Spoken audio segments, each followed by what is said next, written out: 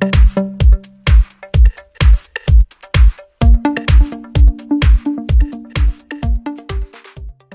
I have Samsung Galaxy J3 2017 and let me show you how to change wallpaper on the following device. So at the very beginning, let's start by using your home screen. Let's enable the list of all apps. Here let's find and select settings, choose wallpapers and themes.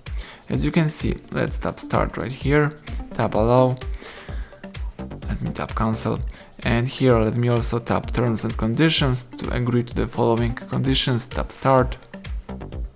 Let me tap update right here to update the Samsung themes. It should go really fast.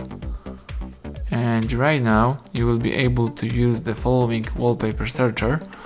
Let's just wait a few seconds. Tap wallpapers again. And as you can see,